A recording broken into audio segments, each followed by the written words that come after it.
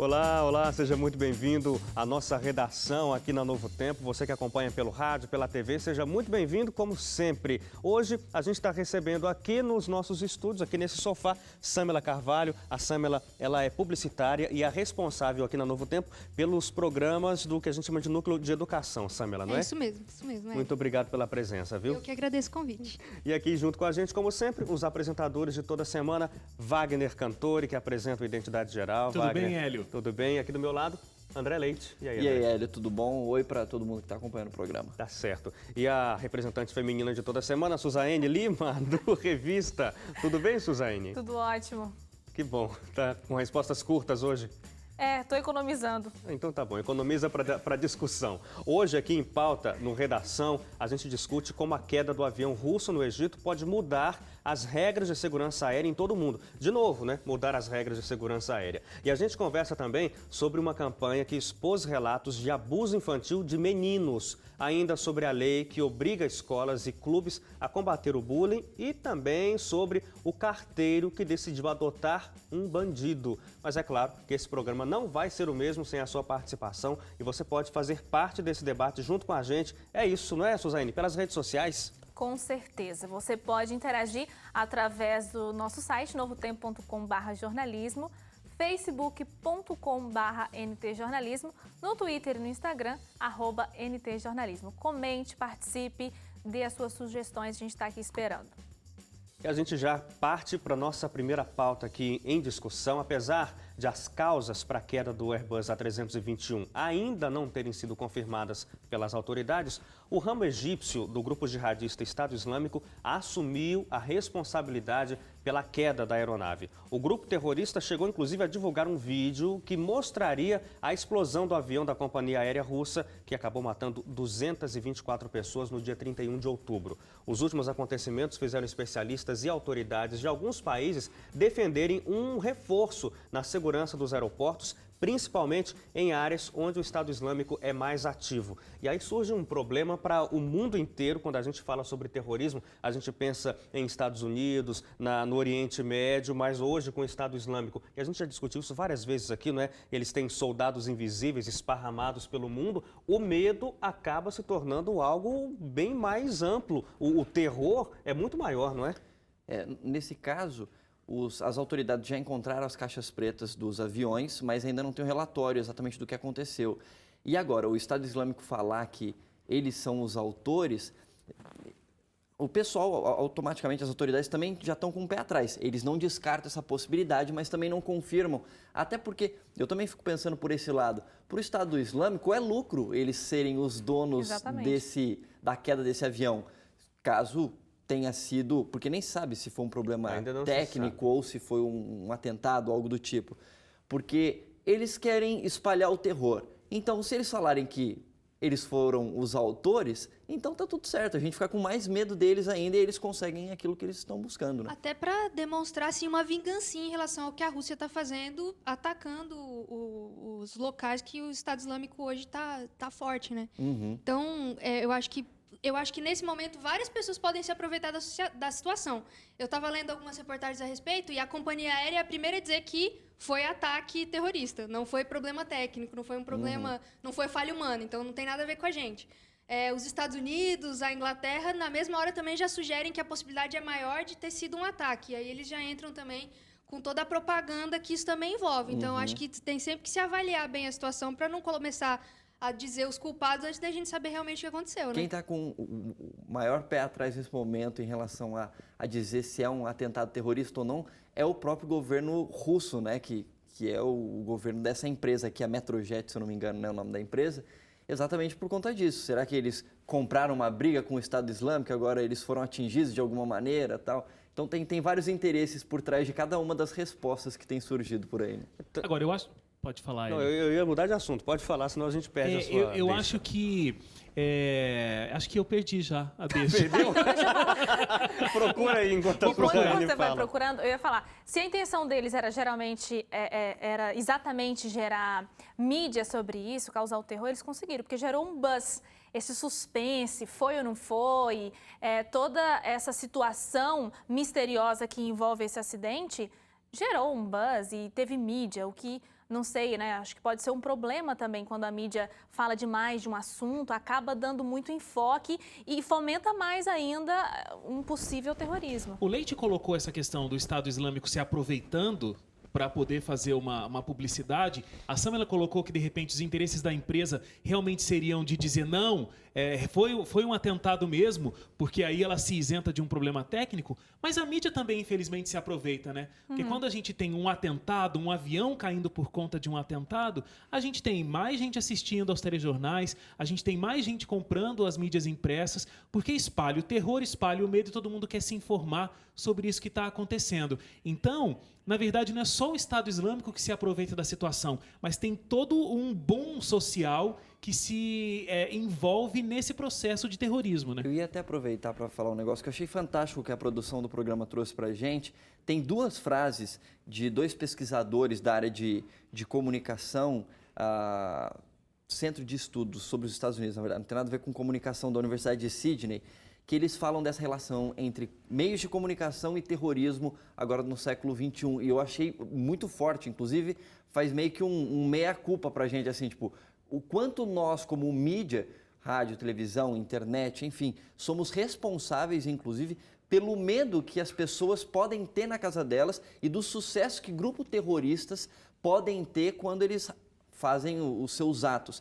E uma das frases desse pesquisador chamado Adam Lockyer, ele fala assim: os meios de comunicação são o oxigênio do terrorismo. Cara, isso é muito profundo.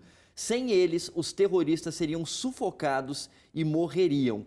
E aí tem uma frase de um outro rapaz que é aqui do Brasil, o Jacques Weinberg. Ele fala assim: existe uma relação umbilical entre terror e mídia. Se há um lugar onde a violência é bem-vinda, é nas redações de jornal.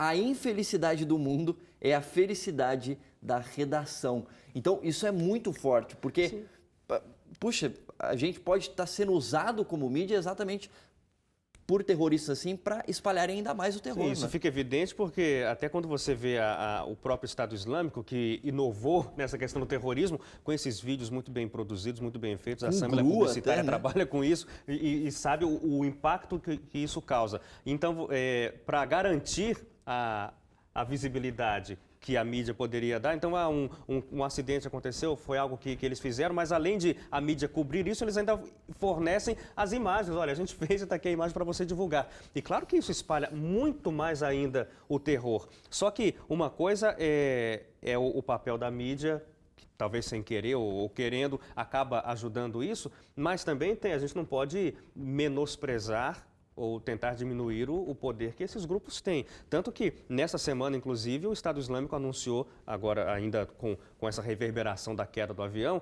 anunciou que a qualquer momento vão atacar a Rússia propriamente, o país lá dentro. Então, são coisas que, é claro que gera medo, tanto nos governos quanto nas pessoas, e o papel da mídia, de alguma forma, é informar isso também. E é tão complicado porque, por conta dessa possibilidade do Estado Islâmico ter derrubado esse avião ali no Egito, estão se tratando de como vão fazer uma segurança melhor estruturada dentro dos aeroportos. E aí eles estavam falando principalmente dentro de aeroportos que estão em países no Oriente Médio.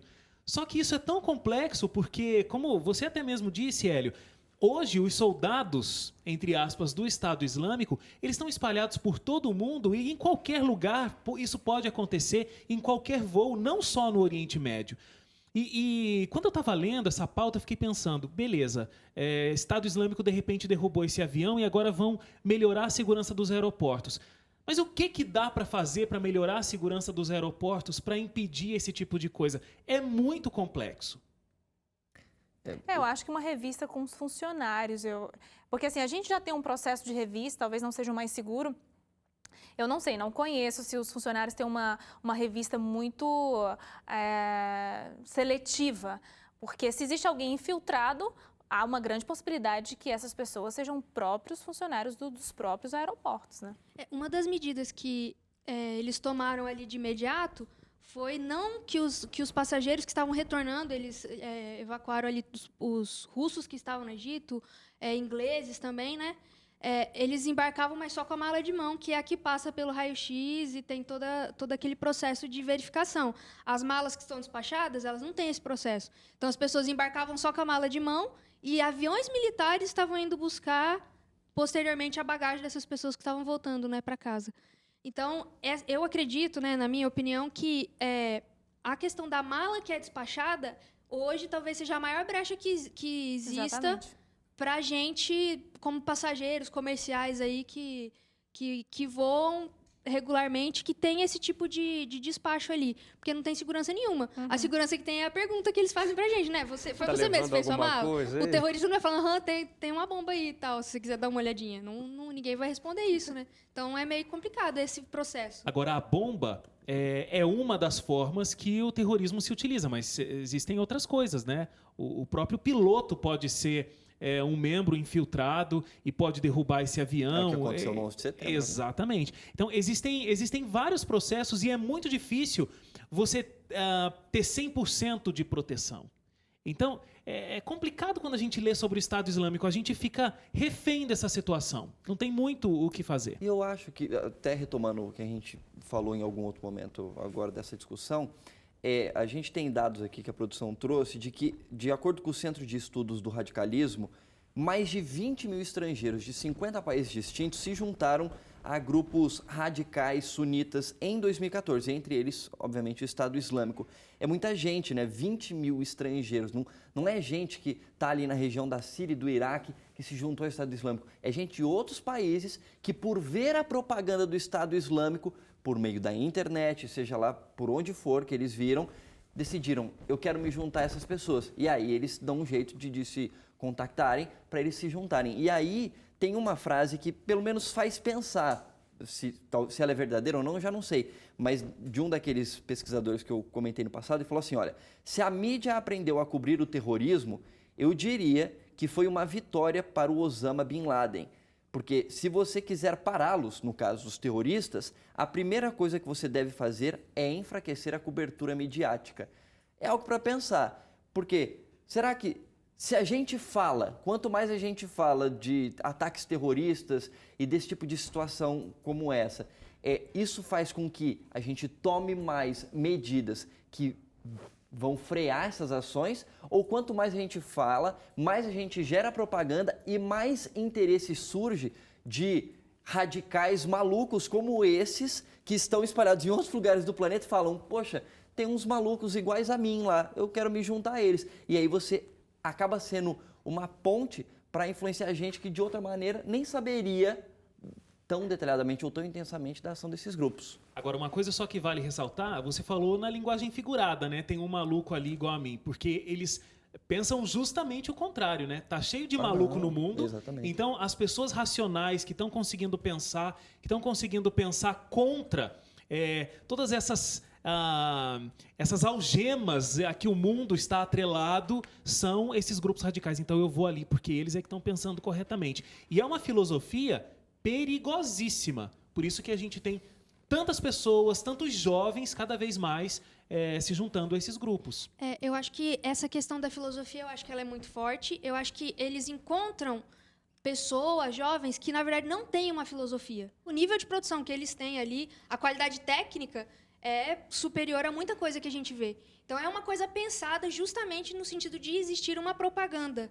Então, eu acho que para a gente cabe analisar o que é propaganda dos grupos radicais e, ao mesmo tempo, o que é propaganda da mídia tradicional.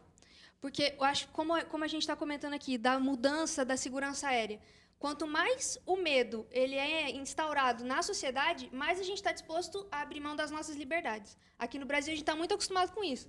Então, eu já sei que eu não posso sair muito tarde, eu não posso ir em tal lugar, eu sou proibida de ir naquele lugar porque eu sei que lá é violento, e então eu corro um risco, eu tenho medo, eu abro mão de um direito que seria meu, de ir e vir para onde eu quiser.